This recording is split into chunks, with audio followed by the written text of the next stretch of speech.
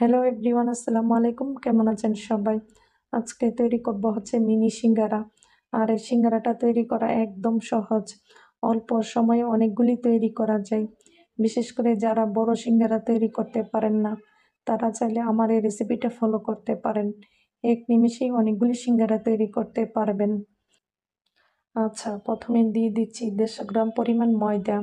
আর আপনারা চাইলে ময়দার বদলে আটা দিতে পারেন। স্বাদ অনুযায়ী লবণ দিয়ে দিচ্ছি। কালো জিরা পরিমাণ মতো, 1 টেবিল চামচের সয়াবিন তেল। এইবার হাত দিয়ে মিশিয়ে নিতে হবে যতক্ষণ না পর্যন্ত ময়দাটা একদম ঝরঝরা হয়, ততক্ষণ পর্যন্ত মিশিয়ে নিচ্ছি। ময়দাটা একদম ঝরঝরা হয়ে গিয়েছে, আপনারা দেখতেই পাচ্ছেন। এবার দিয়ে দিচ্ছি নর্মাল পানি। আর পানিটাকে একসঙ্গে অ্যাড করব না, অল্প অল্প করে 2 থেকে 3 বার অ্যাড করে দেব আর মিশিয়ে ডো তৈরি করে নেব। আর কালো জিরাটা অপশনাল, আপনারা চাইলে দিতে পারেন, না চাইলে স্কিপ করতে পারেন। এই পর্যায়ে আবারও সামান্য পানি দিয়ে দিচ্ছি। আর ডোটাকে একটু সময় নিয়ে মথে নিতে হবে যেন ডোটা একদম সফট হয়। আমার ডোটা মথে নেওয়া হয়ে গিয়েছে। এইবার 10 মিনিটের জন্য ঢেকে রেস্টে রেখে দিচ্ছি। 10 মিনিটের ভিতরে ডোটা একদম সফট হয়ে যাবে। আচ্ছা, ডো যদি একদম পারফেক্ট হয় তাহলে সিঙ্গারাটা একদম পারফেক্ট হবে। 10 মিনিটের ভিতরে ডোটা একদম সফট হয়ে যাবে। ফিরে আসবো 10 মিনিট পর। এরই ফাঁকে আলুর পুর তৈরি করে নিচ্ছি। 1 টেবিল চামচের পরিমাণ সয়াবিন তেল, আস্ত জিরা পরিমাণ মতো। এবার নেড়েচেড়ে ভেজে নিতে হবে। আর আস্ত জিরাটা গরম তেলের মধ্যে ফোড়ন দিলে ভালো একটা স্মেল পাওয়া যায়। এবার দিয়ে দিচ্ছি পরিমাণ মতো পেঁয়াজ কুচি। আচ্ছা, এই পর্যায়ে পেঁয়াজটাকে একটু লালচে কালার করে ভেজে নিচ্ছি। আর পেঁয়াজটাকে যদি লালচে কালার করে ভেজে নেই তাহলে আলুর মধ্যে ভালো একটা স্মেল পাওয়া যাবে। পরিমাণ মতো আদা পেস্ট, রসুন পেস্ট পরিমাণ মতো। এবার আবারও নেড়েচেড়ে ভেজে নিচ্ছি, এতে করে মশলার যে কাঁচা গন্ধ আছে সেটা চলে যাবে। এবার দিয়ে দিচ্ছি বাকি মশলাগুলি। পরিমাণ মতো কাঁচামরিচ কুচি, গরম মশলা পাউডার পরিমাণ মতো, হলুদ গুঁড়া পরিমাণ মতো, মরিচ গুঁড়া, স্বাদ অনুযায়ী লবণ। এবার আবারও নেড়েচেড়ে একটু ভেজে নিচ্ছি, এতে করে সবগুলি মশলার কাঁচা গন্ধ চলে যাবে। মশলাটাকে আমি ভালো করে ভেজে নিয়েছি। আচ্ছা, দিয়ে দিচ্ছি সিদ্ধ করে রাখা আলু। আর আলুটাকে আমি হালকা গরম থাকা অবস্থায় ভেঙে নিয়েছিলাম। এবার মশলার সঙ্গে নেড়েচেড়ে আলুটাকে ভালো করে মিশিয়ে নিচ্ছি। আর আলুটা রান্না করার সময় চুলার আঁচ মাঝারি রেখে তারপর রান্না করতে হবে, তা না হলে আলুটা পুড়ে যাবে। এবার দিয়ে দিচ্ছি পরিমাণ মতো ধনিয়া পাতা কুচি।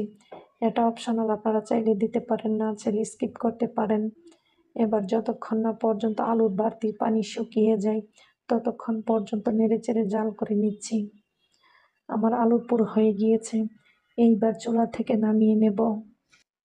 আচ্ছা, এইখানে ফিরে আসলাম 10 মিনিট পর। 10 মিনিটের ভিতরে ডোটা একদম সফট হয়ে গিয়েছে। তো আপনারা দেখতেই পাচ্ছেন কতটা সফট হয়েছে। এবার ডোটাকে আমি আবারও অল্প সময় মথে নিচ্ছি। এবার ডোটা দিয়ে 3টা বড় সাইজের লিচি কেটে নেব। আর যেহেতু আমি 3টা রুটি তৈরি করব, ঠিক সেই জন্য আমি 3টা লিচি কেটে নিচ্ছি। এবার এখান থেকে একটা লিচি নিয়ে রুটি তৈরি করে নেব। তার আগে লিচিটাকে একদম মসৃণ করে নিতে হবে যেন রুটির মধ্যে কোনো ফাটা না থাকে। এবার সামান্য ময়দা দিয়ে রুটিটাকে বেলে নিচ্ছি। আর এই রুটিটাকে বেলার সময় একটু বড় সাইজের করে বেলে নিতে হবে। আর এই মিনি সিঙ্গারাগুলি চাইলে ছোট বড় সবাই তৈরি করতে পারবে। বিশেষ করে যারা বড় সিঙ্গারা তৈরি করতে পারেন না, তারা চাইলে আমার এই রেসিপি ফলো করে ছোট সিঙ্গারা তৈরি করতে পারেন। রুটিটাকে আমি কতটুকু পাতলা এবং কতটুকু মোটা করে বেলে নিয়েছি আপনারা দেখতেই পাচ্ছেন। এবার আমি রুটিটাকে মাঝখান দিয়ে কেটে নেব। একই সমান করে আমি 2টা ভাগ করে কেটে নিচ্ছি। এবার এদিকটাতে আবারও মাঝখান দিয়ে কেটে নেব। আর একটি রুটি দিয়ে আমি 8টি পিস করব যেন আমি 8টি সিঙ্গারা তৈরি করতে পারি। এবার এরকম করে আবার এদিকটাতে কেটে নিচ্ছি। তো আপনারা দেখতেই পাচ্ছেন আমি কিভাবে রুটিটাকে কেটে নিচ্ছি। তো আমার সবটা রুটি কাটা হয়ে গিয়েছে। এইবার আমি আলুর পুর দিয়ে দেব। তার আগে একটু আলাদা আলাদা করে নিচ্ছি। সবগুলির মধ্যে আমি আলুর পুর দিয়ে দিচ্ছি। আর আলুর পুরের পরিমাণ যার যার ইচ্ছে অনুযায়ী দিতে পারেন। তো আমি 4-5টাতে পানি লাগিয়ে নিচ্ছি, এতে করে ভালো করে সিল করা যাবে। এইবার এই দিকটাতে এরকম করে 2 দিক টেনে আমি সিল করে নিচ্ছি। তো আপনারা দেখতেই পাচ্ছেন আমি দুটো দিক কিভাবে সিল করে নিয়েছি। এইবার এই দিকটাতে চেপে চেপে লাগিয়ে নিতে হবে, যেন ভিতরে আলুর পুর বেরিয়ে না যায়। এবার এরকম করে চেপে চেপে সিল করে দিচ্ছি। আমার একটি মিনি সিঙ্গারা তৈরি করা হয়ে গিয়েছে। বাকিগুলিকে সেম প্রসেসিংয়ে তৈরি করব। তার আগে আমি আপনাদেরকে আরেকটি বানিয়ে দেখিয়ে দিচ্ছি। তো আপনারা দেখতেই পাচ্ছেন প্রথমে পানি লাগিয়ে নিলাম। এবার এরকম করে 2 দিক টেনে আমি সিল করে নিচ্ছি। আর এই সিঙ্গারাগুলি তৈরি করা একদম সহজ। চাইলে কিন্তু ছোট বড় সবাই তৈরি করতে পারবেন। আপনারা দেখতেই পাচ্ছেন আমি কিভাবে তৈরি করছি। এরকম করে আবারও সিল করে নিচ্ছি। তো আমার আরেকটি মিনি সিঙ্গারা তৈরি করা হয়ে গিয়েছে। বাকিগুলিকেও আমি তৈরি করে নেব। আচ্ছা, একটা রুটি দিয়ে 8টার মতন সিঙ্গারা তৈরি করেছি। এইবার সিঙ্গারাগুলিকে ভেজে নিচ্ছি। তার জন্য চুলায় তেল হালকা গরম করে নিয়েছি। বিশেষ করে সিঙ্গারা ভাজার সময় তেলটাকে প্রথম অবস্থায় হালকা গরম করে নিতে হয়। একে একে আমি সবগুলি সিঙ্গারা দিয়ে দিলাম। এইবার উল্টিয়ে নিচ্ছি, সামান্য শক্ত হয়ে গিয়েছে। আর এই সিঙ্গারাগুলি দেখতে যতটা সুন্দর, খেতে কিন্তু তার চেয়ে বেশি মজা। আর এই সিঙ্গারাগুলি ভাজার সময় চুলার আঁচ মাঝারি আঁচে রেখে ভেজে নিতে হবে।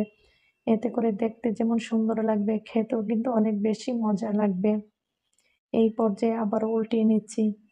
তো এমন করে আমি 3 থেকে 4 বার উল্টিয়ে পাল্টিয়ে গোল্ডেন কালার করে ভেজে নেব। সবগুলি উল্টিয়ে নিয়েছি।